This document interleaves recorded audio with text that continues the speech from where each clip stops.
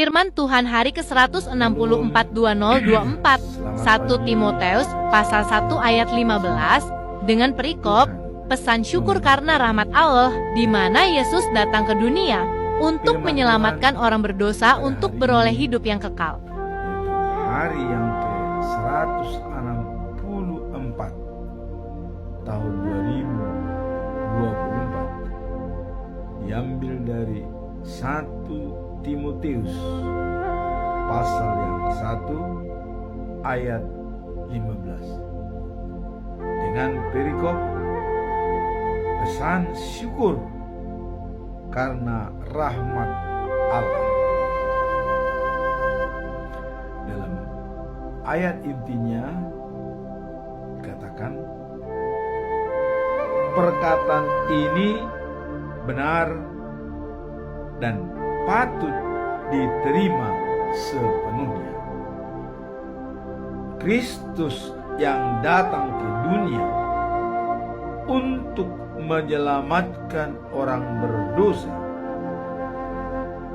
dan di antara mereka akulah yang paling berdosa. Inilah firman Tuhan pada hari ini. Nah, kemudian dalam bacaan pagi yang tertulis dalam Filipi 2 atau pasal yang kedua ayat 19 sampai dengan 24.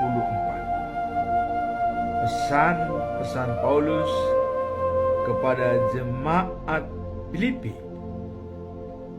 akan mengutus Timoteus.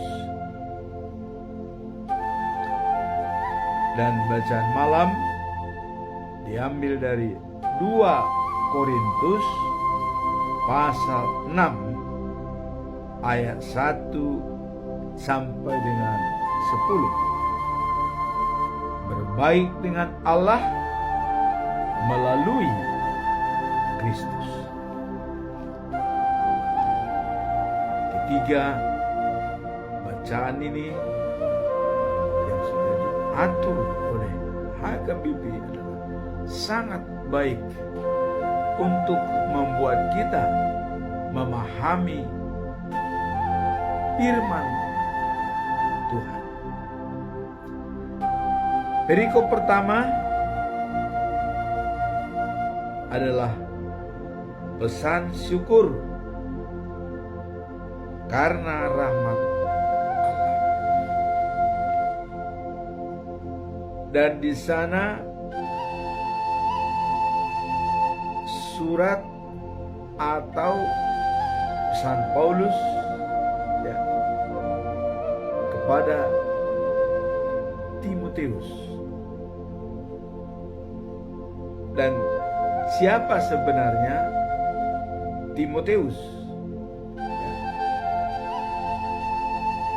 Timoteus adalah seorang sahabat setia dan rekan kerja Rasul Paulus dalam pemberitaan Injil, terutama kepada jemaat-jemaat di wilayah Asia Kecil. Jadi Timoteus ini adalah sahabat daripada Paulus dan rekan sekerja dalam melayani Tuhan, yaitu tentang kabar baik, tentang kesetiaan dan ketekunan Timoteus dalam melayani, khususnya jemaat Tuhan, sering disebut dalam surat-surat Rasul Paulus. Dan surat pertama Paulus kepada Timoteus intinya adalah untuk memberikan nasihat, bimbingan, dan dorongan atau motivasi kepada Timoteus dalam pelayanannya kepada jemaat yang ada di Efesus, dan juga memberikan petunjuk, ya, mengenai bagaimana orang harus hidup dalam pelayanan Allah, terutama terkait dengan kebenaran dan kehidupan dalam rumah Allah, yaitu dalam bait suci. Kemudian siapa? Paulus. Ya, jadi dua tokoh ini kita lihat. Paulus, ya, mengatakan, saya mengucap syukur dan terima kasih kepada Yesus Kristus tentang kita memberi kekuatan pada saya. Inilah pernyataan daripada Paulus. Kita mengucap syukur, ya, karena diberikan oleh Tuhan kekuatan kepada kita. Nah, Paulus adalah seorang dari Tarsus. Dia seorang Yahudi. Ya. Kalau Timoteus ini ayah Yunani dan ibu Yahudi. Ya. Nah. Kemudian dalam pesan Paulus kepada Timoteus, ya, saya akan mengucap syukur, katanya, karena dia diberikan kekuatan oleh Allah. Nah, kemudian dikatakan, walaupun dahulu, ya, saya memfitnah dan menghina dan menganiaya orang-orang pengikut Kristus. Kita tahu siapa Paulus. Dulu sebelumnya bernama Saulus. Tetapi ya, dengan adanya istilah daripada habit gelap, terbitlah terang. Nah, dulu dia penghina, sekarang dia menjadi rasul Paulus, pengikut setia dari Kristus. Nah, setelah saya dalam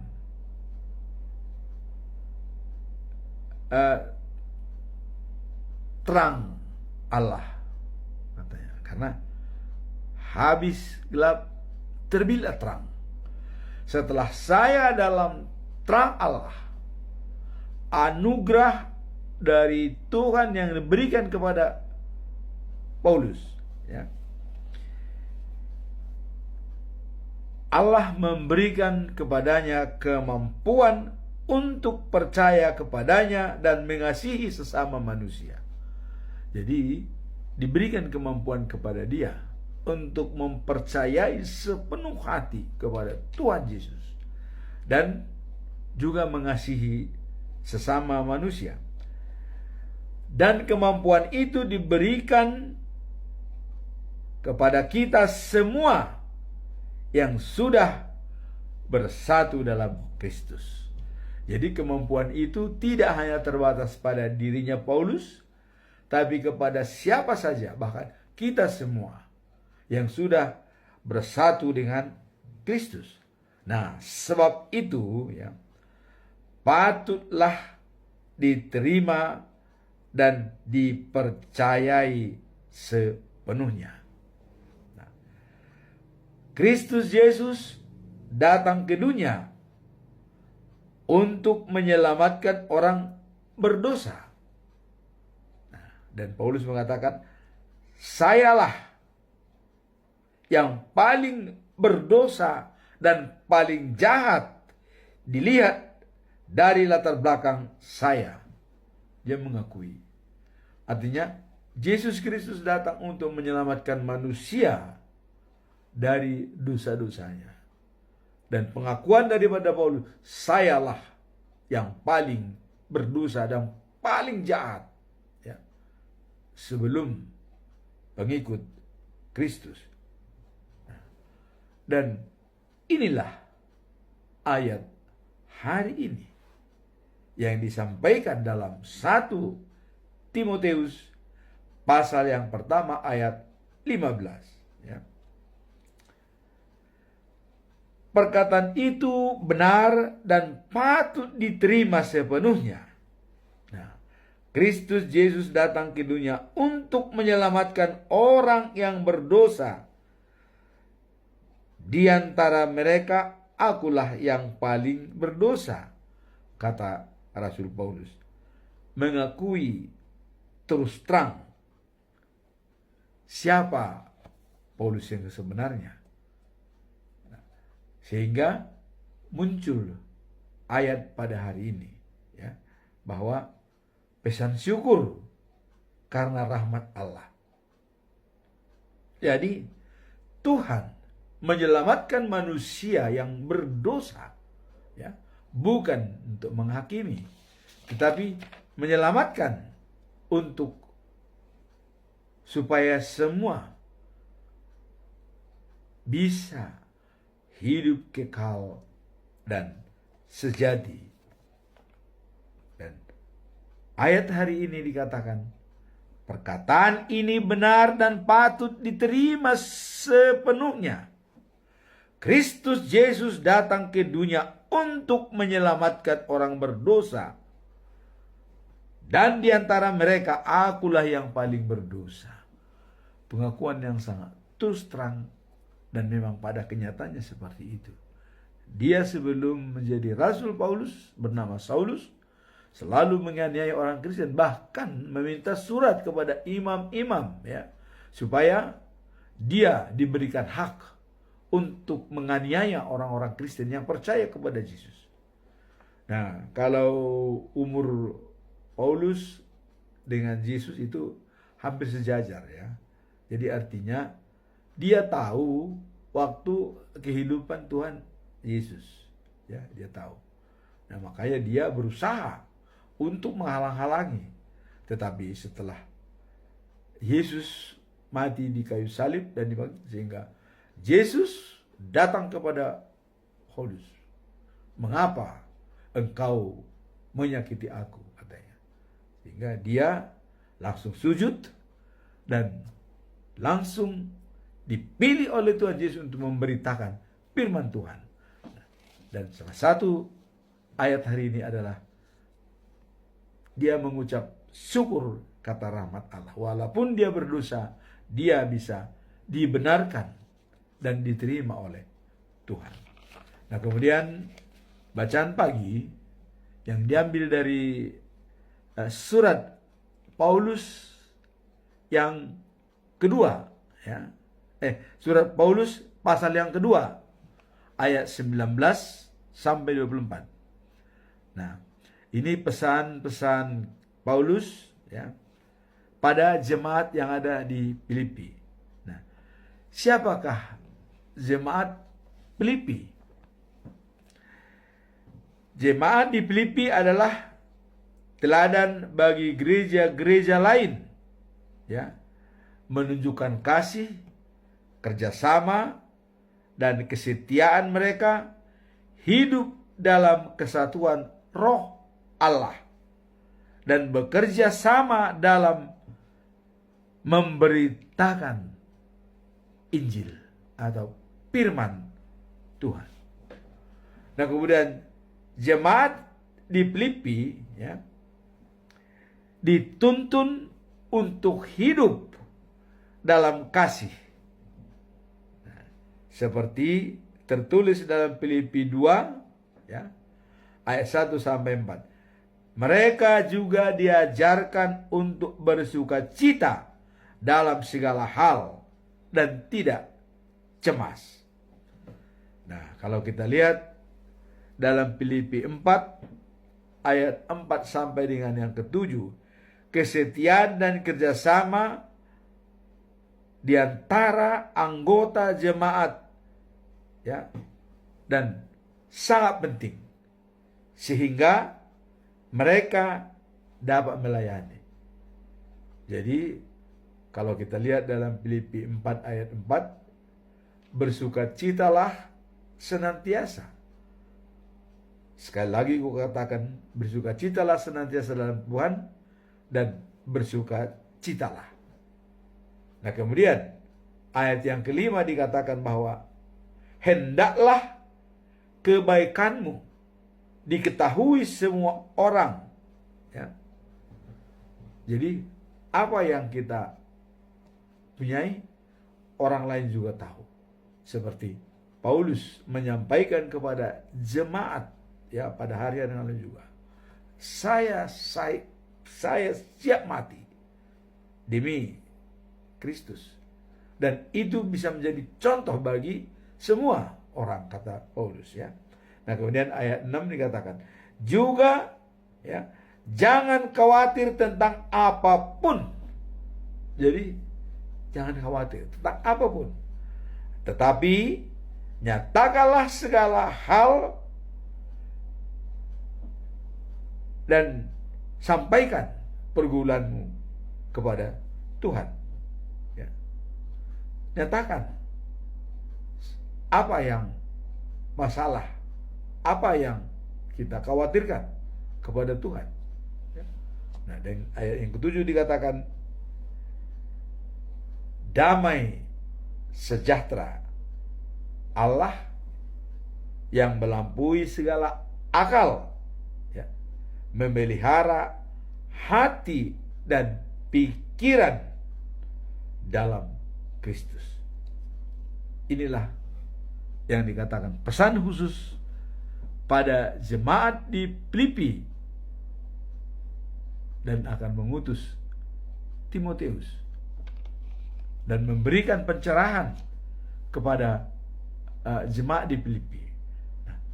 Jadi dalam perikop ini kita mengatakan bahwa Paulus menyampaikan kepada jemaat Filipi ya, mengatakan ya, saya percaya bahwa pertolongan Tuhan segera dapat mengutus Timotius kepadamu supaya saya terhibur dengan berita kalian. Jadi karena Paulus melihat Timotius ini sebagai role model ya. Apabila dia mengirim Timotius ke jemaat Filipi, karena Filipi itu adalah jemaat yang diangkat atau pendirinya adalah Paulus. Nah, Timotius rekannya dan dia akan mengirim Timotius ke jemaat Filipi supaya sukacita dia bisa tetap terjaga karena melihat ya. Karena Timotius katanya ya, satu-satunya orang yang sejiwa dengan saya. Nah, jadi kalau sudah dikirim Timotius ke Filipi, maka Paulus akan merasa terhibur dan gembira. Karena Timotius adalah satu-satunya jiwa yang sejiwa dengan Paulus. Artinya sama-sama tahu mengenai apa rahasia Allah kepada mereka dan dunia ini. Nah, karena yang lainnya katanya hanya mengurus diri sendiri. Jadi bukan tidak ada jemaat-jemaat yang lain, tetapi yang lainnya itu bisa diharisi oleh Paulus akan mementingkan diri sendiri. Nah, Timotius adalah merupakan pilihan dari Paulus yang bisa menggerakkan, memberikan motivasi, dorongan kepada jemaat yang ada di Filipi. Dan dia sudah bekerja keras bersama saya untuk penyebaran kabar baik. Jadi tidak diragukan lagi. Nah, jadi Paulus mengatakan bahwa Timotius sudah bekerja sama dengan saya dan tidak diragukan lagi. Nah, terimalah dia untuk dalam pekabaran Injil di dalam jemaat yang ada di Filipi. Nah, saya percaya bahwa dengan pertolongan Tuhan, saya sendiri pun tidak lama lagi akan mengunjungi kalian. Nah, itu pesan Paulus. Nah, jadi Paulus adalah orang yang mendirikan jemaat Filipi ya, Nah, Paulus datang ke kota Filipi pada perjalanannya dalam pelayanan Injil dan mulai memberikan firman Tuhan ya di sana. Jadi Filipi itu adalah wilayah Makedonia. Nah, untuk lebih jelasnya kita dapat lihat Kisah Rasul pasal 16 ya. Siapa Paulus tersebut? Nah, itulah mengenai pesan-pesan yang disampaikan oleh Paulus kepada jemaat yang ada di Filipi, bahwa dia akan mengutus Timoteus karena Timoteus sejiwa dengan Paulus. Jangan ragukan lagi dia, bahwa dia juga sangat-sangat paham dalam pemberitaan firman Tuhan. Nah, itulah dalam bacaan pagi. Kemudian kita lihat bacaan malam. Nah, ini juga surat Paulus ke jemaat Korintus ya, yang kedua. Pasal 6 ayat 1 sampai 10. Nah, berbaik dengan Allah melalui Yesus Kristus. Jadi fokus sentral tetap Yesus Kristus ya. Siapa jemaat Korintus? Jemaat Korintus adalah jemaat gereja yang berada di kota Korintus pada zaman Rasul Paulus ya. Dan pendirinya adalah Rasul Paulus sendiri pada tahun kira-kira 50 sampai 52 Masehi.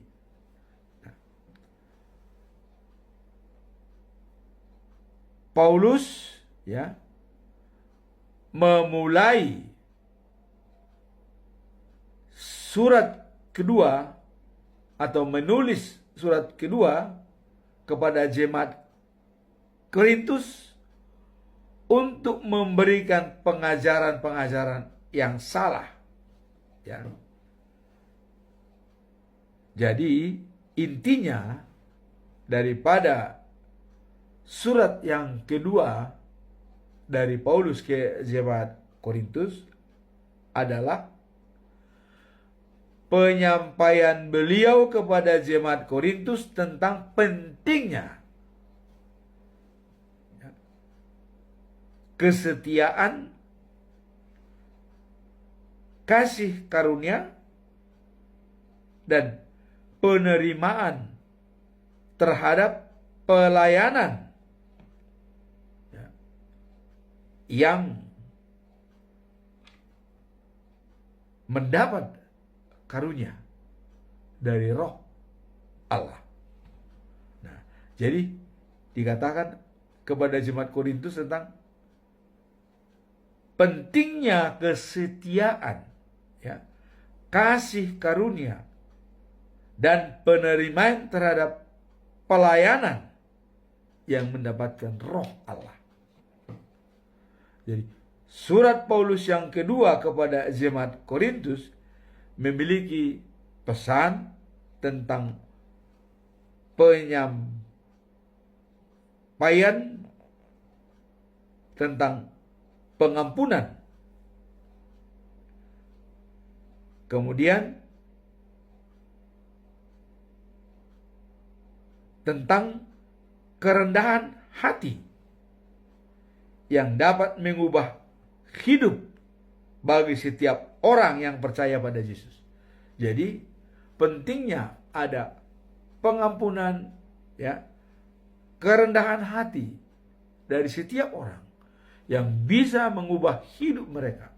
Artinya kalau semua orang bisa minta maaf kepada teman, ada pengampunan dengan rendah hati, dan bisa mengubah hidup mereka untuk lebih baik bersama-sama dan bersinergi.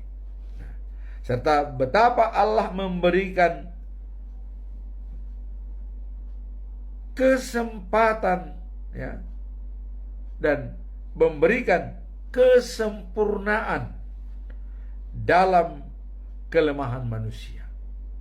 Jadi kata Paulus bahwa manusia bisa disempurnakan oleh Tuhan.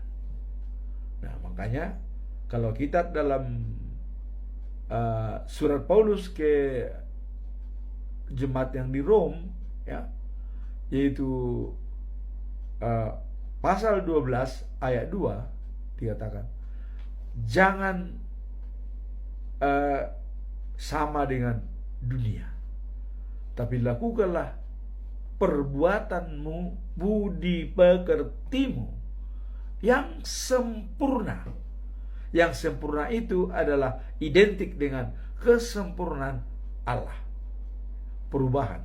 Nah, kalau di sini tadi dikatakan adalah merupakan pengampunan, ya, dan kerendahan hati dapat mengubah bagi setiap orang yang percaya kepada Tuhan. Nah, ini berarti telah memberikan, ya, kesempurnaan dalam kelemahan manusia. Jadi kelemahan manusia itu apa?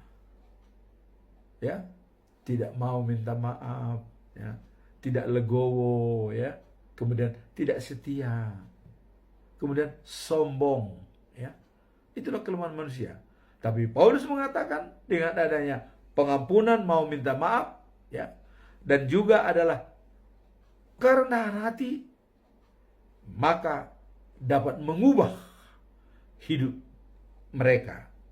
Nah, dalam perikop ini dikatakan berbaik dengan Allah melalui Yesus Kristus. Apa yang dimaksud dengan itu? Nah, Paulus mengatakan, ya, karena kami bekerja sama dengan Allah. Jadi Paulus sudah mengatakan bahwa kami bekerja sama dengan Allah, teman sekerja Allah. Dia sudah mengatakan itu, ya. Maka dikatakan bahwa pekerja berbaik dengan Allah melalui Yesus, karena Paulus menganggap dia sudah teman sekerja Allah. Nah, sedangkan kita tahu, ya, Allah memberikan anaknya yang tunggal untuk menyelamatkan manusia. Nah, jadi Paulus mengatakan teman sekerja Allah karena sudah bersama dengan Kristus. Ya. Nah, dan dengan sangat pesan beliau mengatakan, janganlah kalian menyanyiakan kebaikan hati Allah. Ya. Karena Allah mengatakan. Nah, jadi dengan adanya kebaikan hati Allah, jangan kita sia-siakan. Karena Allah mengatakan, ya, pada waktu yang diperkenankan, aku sudah mendengarkan engkau. Pada waktu yang diperkenankan. Kemudian pada hari keselamatan, aku telah menolong engkau. Kapan? Hari yang diperkenankan. Dan waktu yang diperkenankan itu kapan? Dan hari keselamatan itu kapan? Hari ini. Hari esok kita tidak tahu apa yang terjadi. Nah, makanya orang bijak mengatakan, today is reality, but tomorrow is challenge. Hari ini kenyataan, besok tantangan. Maka pada waktu yang diperkenankan, aku sudah menolong engkau. Aku akan mendengarkan engkau. Tuhan akan mendengarkan pada hari yang diperkenankan. Kapan? Today. Hari ini. Dan pada hari keselamatan, aku telah menolong engkau. Kapan? Juga hari ini. Today. Ya. Jadi waktu yang diperkenankan itu adalah pada hari ini. Dan keselamatan, hari yang keselamatan hari ini. Maka ada dikatakan ditiki parasian. Pada saat inilah kita bisa diselamatkan oleh Tuhan. Kalau kita sudah meninggal,